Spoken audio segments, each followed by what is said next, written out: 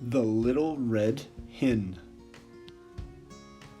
The Little Red Hen, an old English folk tale retold and illustrated by Florence White Williams. A little red hen lived in a barnyard. She spent almost all of her time walking about the barnyard in her pickety-peckety fashion, scratching everywhere for worms. She dearly loved fat, delicious worms and felt they were absolutely necessary to the health of her children. As often as she found a worm, she would call, "Cluck, cluck, cluck," to her chickies. When they were gathered about her, she would distribute choice morsels of her tidbit. A busy little body was she. A cat usually napped lazily in the barn door, not even bothering herself to scare the rat who ran here and there as he pleased. And as for the pig who lived in the sty, he did not care what happened so long as he could eat and grow fat. One day the little red hen found a seed. It was a wheat seed. But the little red hen was so accustomed to bugs and worms that she supposed this to be some new and perhaps very delicious kind of meat. She bit it gently and found that it resembled a worm in no way whatsoever as to taste, although because it was long and slender. A little red hen might easily be fooled by its appearance. Carrying it about, she made many inquiries as to what it might be. She found it was a wheat seed, and that, if planted, it would grow up, and when ripe, it could be made into flour and then into bread. When she discovered that, she knew it ought to be planted. She was so busy hunting food for herself and her family that naturally she thought she ought not to take time to plant it. So she thought of the pig, upon whom time must have hung heavily, and of the cat who had nothing to do, and of the great fat rat with his idle hours. And she called loudly, "Who will plant the seed?" But the pig said, "Not I." And the cat said, "Not I." And the rat said, "Not I." "Well then," said the little red hen, "I will." And she did. Then she went on with her daily duties through the long summer days, scratching for worms and feeding her chicks, while the pig grew fat, and the cat grew fat, and the rat grew fat, and the wheat grew tall and ready for harvest. So one day, the little red hen chanced to notice how large the wheat was and that the grain was ripe, so she ran about calling briskly, "Who will cut the wheat?" The pig said, "Not I." The cat said, "Not I." And the rat said, "Not I." "Well then," said the little red hen, "I will." And she did. She got the sickle from among the farmer's tools in the barn and proceeded to cut off all of the big plant of wheat. On the ground lay the nicely cut wheat, ready to be gathered and threshed, but the newest and yellowest and downiest of Mrs. Hen's chicks set up a beep beep beep beep beep beep beep beep beep beep beep beep beep in their most vigorous fashion, proclaiming to the world at large, but most particularly to their mother, that she was neglecting them. Beep, beep, beep, beep, beep, beep, beep. "Mother, mother, mother, please." Poor little red hen! She felt quite bewildered and hardly knew where to turn. Her attention was sorely divided between her duty to her children and her duty to the wheat, for which she felt responsible. So again, in a very hopeful tone, she called out, "Who will thresh the wheat?" But the pig, with a grunt, said, "Not I." And the cat, with a meow, meow, said, "Not I." Meow. And the rat, with a squeak, said, "Not I." So the little red hen, looking, it must be admitted, rather discouraged,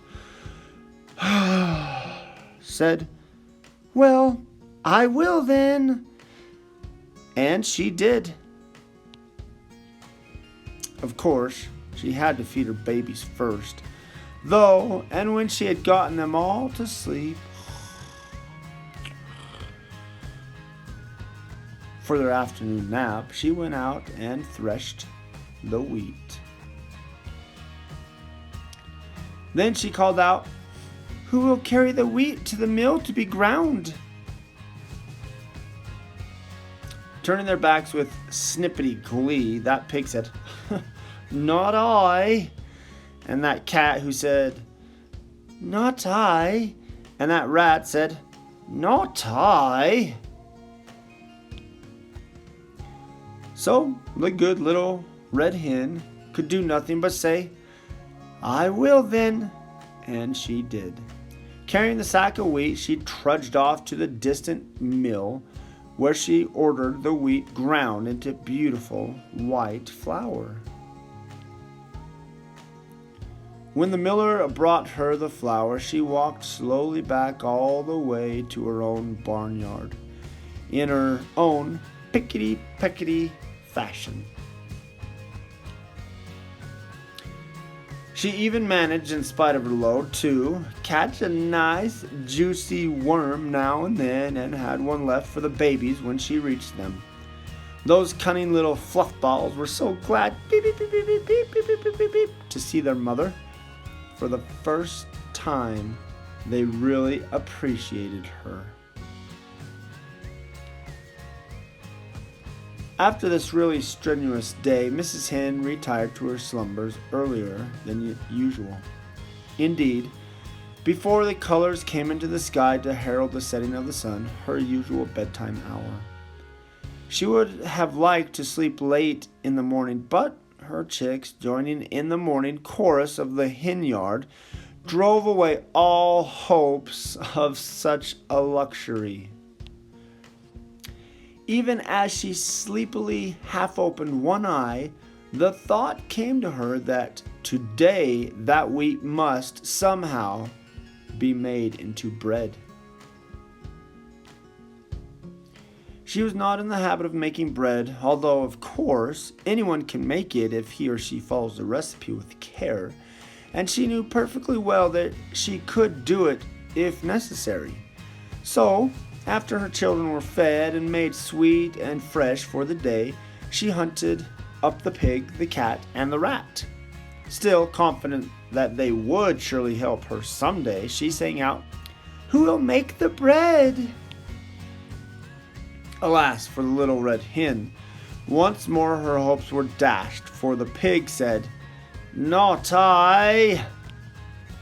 The cat said, "Not I." And the rat said, "Not I." So the little red hen said once more, "I will then." And she did.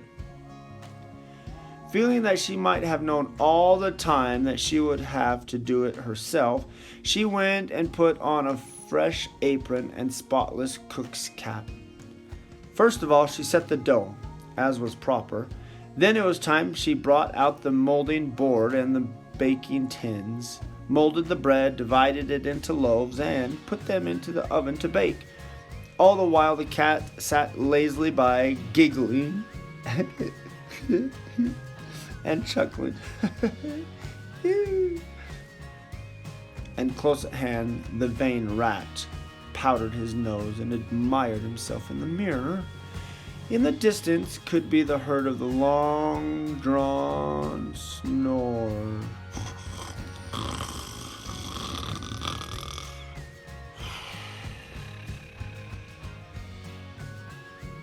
of the dozing pig. At last, the great moment arrived.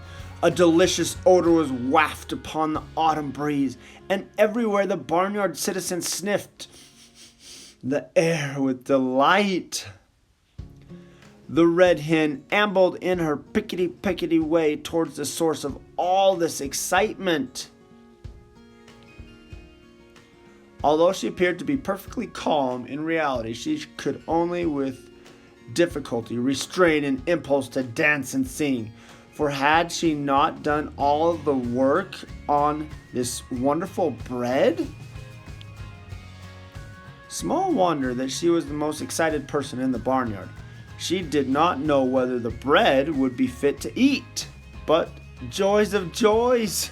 When the lovely brown loaves came out of the oven, they were done to perfection.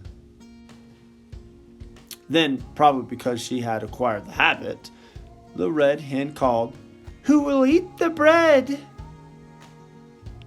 All the animals in the barnyard were watching hungrily and smacking their lips in anticipation, and the pig said, "I will." The cat said, "I will." The rat said, "I will." But the little red hen said, "No, you won't. I will." And she did.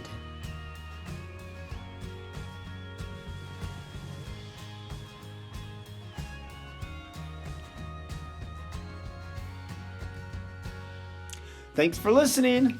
We'll see you next time.